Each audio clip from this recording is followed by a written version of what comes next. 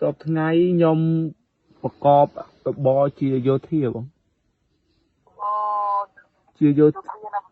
បាទយោធានៅជួរមុខទិសមុំ3នៅម្ដងជួរមុខនៅមុខ3វិញតែពេលនឹងស្គាល់បងប្រពន្ធនៅខូចទេឬមួយយើងត្រឡប់មកដល់ផ្ទះយើងវិញហើយនៅអត់តាន់បានទៅផ្ទះទេបងនៅឈោមុខនៅឯនៅជួរមុខហ្មងចឹងយ៉ាងម៉េចយ៉ាងម៉ាហើយបងសភាពការអត់អីទេបងស្ងប់ស្ងាត់ធម្មតាអត់អីទេបងចឹងណាបងណាបាទបងបាន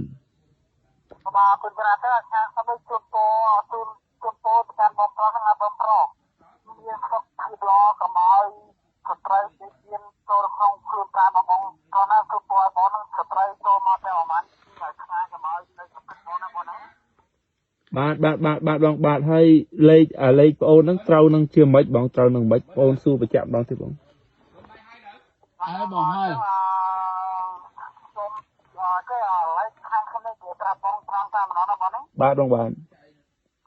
ខ្ញុំទៅបងទៅបកកាយបាទខ្ញុំបងទីមន្ត្រីយូធីខ្ញុំខ្ញុំឲ្យខ្ញុំទៅបងទៅតែខាងខ្ញុំសួរខ្ញុំគឺបងគេឡើងតាខ្ញុំគិតដល់មិនណាបងណា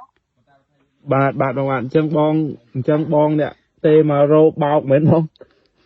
បាទខ្ញុំទៅបងទៅបកកាយបាទខ្ញុំបងទីមន្ត្រីជាចាប់ខ្ញុំទៅខ្ញុំវាអត់ជាបងសម្រាប់បងណាបងណាបាទអរគុណចានបងដែលបងអត់បោកប្អូននៅឯជួរមុខមុំ3ហ៎បងឯងជាយោធា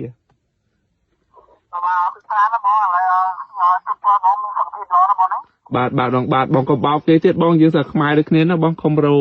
ទៅបងកុំបោកគេបងបាទអរគុណច្រើនបាទអរគុណច្រើនសូមជម្រាបលាបាទអរគុណច្រើន